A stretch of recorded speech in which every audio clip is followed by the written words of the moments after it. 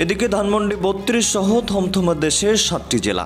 আওয়ামী লীগের গেরিলা হামলার আতঙ্কে রয়েছে পুলিশ এবং সেনাবাহিনী। সকালেই ভয়াবহ অবস্থা ঢাকায়, পুলিশ বিএনপি কঠিন সংঘর্ষ।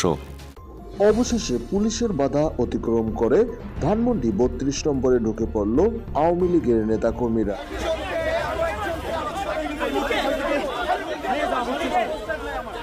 দর্শক যে যেখানে আছেন আশা করি ভালো আছেন। আপনারা ভালো থাকলেও ভালো নেই বাংলাদেশ, ভালো নেই বাংলাদেশ সেনাবাহিনী সহ পুলিশরাও। দর্শক, কেন পুলিশরা ভালো নেই? তারা আওয়ামী লীগকে ট্যাকেল দিতে গিয়ে, আওয়ামী লীগকে থামাতে গিয়ে তাদের চোখের ঘুম হারাম হয়ে গেছে। দর্শক, রীতিমতো আওয়ামী লীগ থেকে যেই ডক্টর ইউনূসের ডেডলাইন ঘোষণা করার কথা ছিল তা নিয়ে চলছে রাজনৈতিক অঙ্গনে হাসপাস এবং আইন শৃঙ্খলা রক্ষা বাহিনী কঠোর কর্মসূচিতে রয়েছে। দর্শক, ইতিমধ্যে ঢাকা ধানমন্ডি সহ দেশের ৭টি বড় বড় উল্লেখযোগ্য জেলা, সেখানে কিন্তু থমথমে অবস্থা এবং কঠোর নজরদারিতে রয়েছে। দর্শক, চলুন ঢাকা শহরের বর্তমান পরিস্থিতি দেখে আসি। পাশাপাশি একটা নিউজ আমাদের হাতে এই মুহূর্তে এসেছে, সেটা শুরুতে দেখে আসি, তারপর জনশূন্য ধানমন্ডির নিউজটি দেখবো। আশা করি সঙ্গেই থাকবেন। অবশেষে পুলিশের বাধা অতিক্রম করে ধানমন্ডি ৩২ নম্বরে ঢুকে পড়ল আওয়ামী লীগের নেতাকর্মীরা। ইতিমধ্যেই মশাল মিছিল এবং মোমবাতি নিয়ে বঙ্গবন্ধুর প্রতিকৃতিতে শ্রদ্ধা জ্ঞাপন করেন। এরপর তারা জয় বাংলা স্লোগান দেন।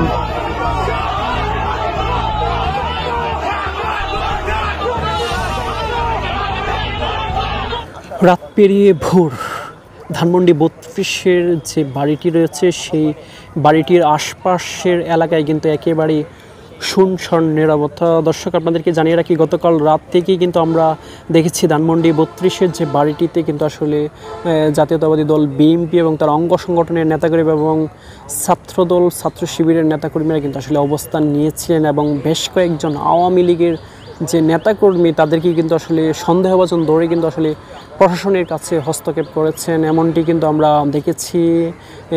আজ সকাল থেকেই কিন্তু আমরা যেটি দেখছি যে আসলে ধানমন্ডি ৩২-এর যে বাড়িটি রয়েছে সেই ৩২-এর বাড়িটির আশপাশের এলাকায় কিন্তু আসলে কড়া নিরাপত্তাই কিন্তু আসলে আমরা দেখছি ঢেকে দেওয়া হয়েছে প্রশাসনের পক্ষ থেকে। এবং এই ধানমন্ডি ৩২-এর বাড়ির সামনে যে সড়কটি রয়েছে সেটি কিন্তু একেবারেই কিন্তু আসলে জনসাধারণের জন্য কিন্তু বন্ধ করে দেওয়া হয়েছে। দর্শক, আপনাদেরকে জানিয়ে রাখি, 13ই আগস্ট রাতে কিন্তু আসলে সামাজিক যোগাযোগ মাধ্যমে কিন্তু আসলে একটি ভিডিও বার্তা দিয়েছিলেন সজীব অজয় জয়।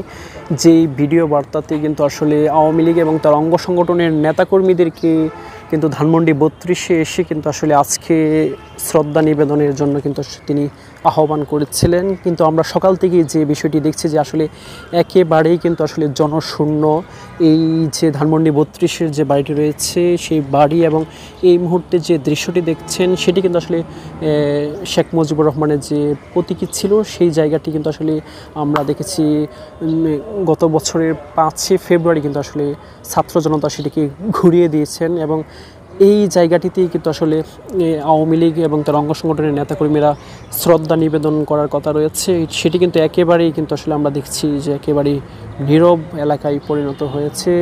দর্শক, আপনাদেরকে যদি জানিয়ে রাখি যে আসলে আজকের এই দিনটি কিন্তু আসলে 1996 সালে শেখ হাসিনা এককভাবে সংসদে কিন্তু তিনি এই জাতীয় শোক দিবস হিসেবে কিন্তু ঘোষণা করেছিলেন। এবং এর পরপরই কিন্তু আজকের এই দিনটিকে আসলে জাতীয় শোক দিবস হিসেবে পালন করে আসলেও কিন্তু আমরা দেখেছি গত বছর কিন্তু জুলাই গণঅভ্যুত্থানের যে নতুন সরকার, অন্তর্বর্তীকালীন সরকার গঠিত হয়েছে, সেই অন্তর্বর্তীকালীন সরকার কিন্তু এই যে আজকের এই দিনটিকে কিন্তু যে সাধারণ ছুটি সেটি প্রথমে বাতিল করেন এবং তারপরই কিন্তু আসলে যে শোক দিবস সেটিও কিন্তু আসলে প্রজ্ঞাপনের মাধ্যমে কিন্তু আসলে বাতিল করেছেন। যে কারণেই কিন্তু আসলে এই যে এলাকায় যে আওয়ামী লীগ এবং তার নেতাকর্মীদের যে আসলে এসে শ্রদ্ধা নিবেদনের যে বিষয়টি সেটি কিন্তু আসলে কোনোভাবেই কিন্তু আসলে দেওয়া হচ্ছে না। আমরা গতকাল রাতেই কিন্তু আমরা দেখেছি যে আসলে এইখানে কিন্তু আসলে বিএনপি এবং তার অঙ্গ সংগঠন এবং ছাত্র শিবিরের যে নেতাকর্মীরা তারা কিন্তু আসলে এখানে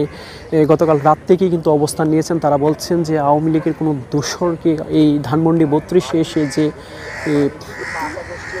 শ্রদ্ধা নিবেদনের যে বিষয়টি সেটি কোনোভাবেই দেওয়া হবে না, এমনটি কিন্তু আসলে তারা জানিয়েছেন। আপনাদেরকে যদি একটু জানিয়ে রাখি যে গত বছরেই কিন্তু আসলে 5 ফেব্রুয়ারি কিন্তু আসলে যে নিষিদ্ধ সংগঠন ছাত্রলীগের যে একটি কনফারেন্সে যুক্ত হওয়ার কথা ছিল শেখ হাসিনা, সেটিকে ঘিরে কিন্তু আসলে যে ছাত্র জনতার মধ্যে এক ধরনের যে প্রতিক্রিয়া সৃষ্টি হয়েছিল, এরপর পরে কিন্তু তারা আসলে বুলডোজার কর্মসূচি ঘোষণা করেছিল 5ই ফেব্রুয়ারি গত বছর।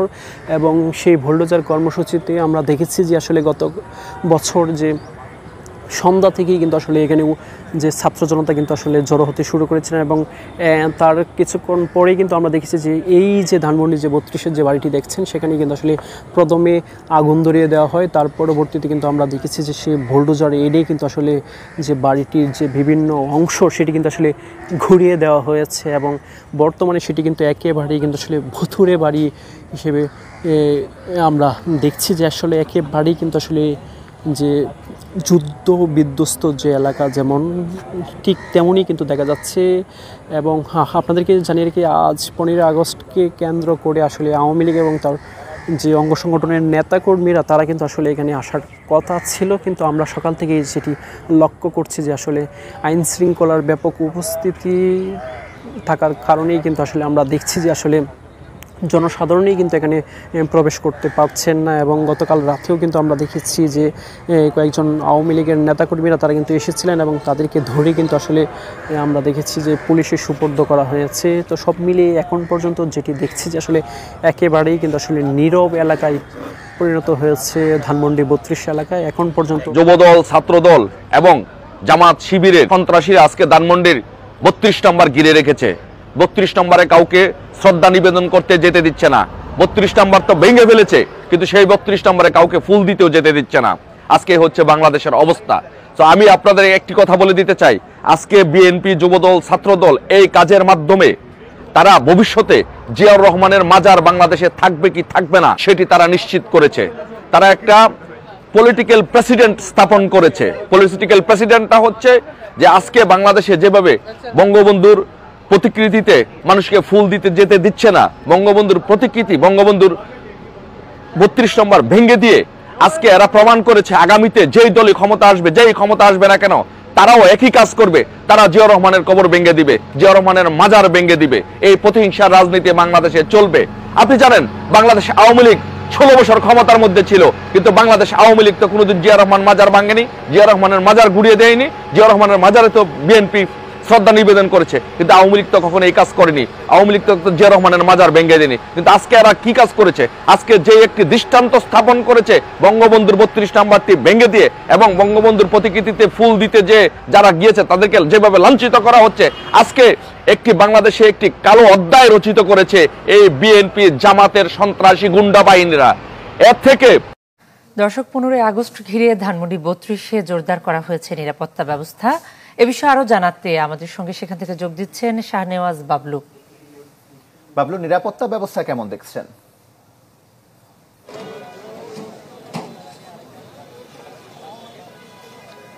তমাল, আগামীকালকে 15 আগস্টকে কেন্দ্র করে ধানমন্ডির 32 নম্বর অর্থাৎ আওয়ামী লীগের প্রতিষ্ঠাকালীন সভাপতি শেখ মুজিবুর রহমানের যে বাড়ি রয়েছে সেটি, সেখানে যে সাধারণ মানুষ থেকে বিভিন্ন রাজনৈতিক দলের নেতাকর্মী তারা এসেছেন, তাদেরকে নিরাপত্তা দেওয়ার পাশাপাশি এখানে এই বাড়িতে যাতে এই দিবসকে কেন্দ্র করে কোনো বিশৃঙ্খলা না হয়, কোনো মব সৃষ্টি না হয়, সেই জন্য এখানে বিপুল সংখ্যক আইন শৃঙ্খলা বাহিনী মোতায়েন করা হয়েছে। বিশেষ করে আমি যদি বলি, পুলিশে নয়, এখানে পুলিশ ছাড়াও বিভিন্ন সংস্থা, বিশেষ করে সেনাবাহিনীর বেশ কয়েকটি টহল টিম এখানে এসেছে। আপনি দেখতে পাচ্ছেন যে বিএনপির এখানে স্থানীয় বিশেষ করে ধানমন্ডির এরিয়ার যে নেতাকর্মী রয়েছেন তারা এখানে এসেছেন। কিছুক্ষণ আগে তারা এখানে স্লোগান দিয়েছেন, তারা যে এই বিগত সময়ের স্বৈরাচারের যেই কারণে দেশের সাধারণ মানুষ থেকে বিভিন্ন রাজনৈতিক দল নেতাকর্মী যারা গুম হত্যার শিকার হয়েছেন তাদের বিচার দাবি করছেন। পাশাপাশি এই গণহত্যার সঙ্গে, বিশেষ করে 24-এর গণঅভ্যুত্থানে যে গণহত্যা হয়েছে, এই গণহত্যার সঙ্গে জড়িত যারা রয়েছেন তাদের বিচারের দাবিতে তারা বিভিন্ন স্লোগান দিয়েছেন কিছুক্ষণ আগে। তো আপনি দেখতে পাচ্ছেন এখানে আইন শৃঙ্খলা বাহিনীর যে সদস্যরা এখানে একটি ব্যারিকেড দিয়েছেন, সেখানে পুলিশের সদস্যরা রয়েছেন। পাশাপাশি এই দুই পাশে ধানমন্ডি 32-এর যে ঢোকার, যে রাসেল স্কোয়ার থেকে যে ঢোকার রাস্তাটি রয়েছে মাঝখানে, সেটি বন্ধ করে দেওয়া হয়েছে। এছাড়া যে ধানমন্ডি 32-এর ওই পাশ দিয়ে পশ্চিম দিকের যে রাস্তাটি, সেটি বন্ধ করে রাখা হয়েছে। তো এখানে এখানে কিছুক্ষণ আগে বিএনপির স্থানীয় যারা নেতাকর্মী রয়েছেন তাদের সঙ্গে আমি কথা বলেছি। আসার পর তারা বলেছেন যে এখানে যাতে 15 আগস্টকে কেন্দ্র করে কোনো বিশৃঙ্খলা সৃষ্টি করতে না পারে আওয়ামী লীগের নেতাকর্মী, যাতে সেই জন্য তারা এখানে এসেছেন। পাশাপাশি বলছেন তাদের যে বিশেষ করে আজকের যে আওয়ামী লীগের সভাপতি যাতে আওয়ামী লীগের নেতাকর্মী করতে না পারে সেই জন্য তারা সজাগ দৃষ্টি থাকবেন। কনা বাবলু, আপনাকে ধন্যবাদ। তো দর্শক দেখলেন ধানমন্ডির 32 নম্বরের বর্তমান অবস্থা। কোথায় গেল আওয়ামী লীগের সেই লম্বা লম্বা ডায়লগ? দর্শক, যদিও আওয়ামী লীগকে প্রশ্রয় দিচ্ছিল কিছু কিছু নিউজ বা কেউ কেউ প্রশংসা করছিল যে আওয়ামী লীগ হয়তো বা তারা 32 নম্বরকে ঘিরে পাশাপাশি আগস্টের 15 তারিখকে ঘিরে কঠিন ভয়াবহ সংঘর্ষ করতে পারে।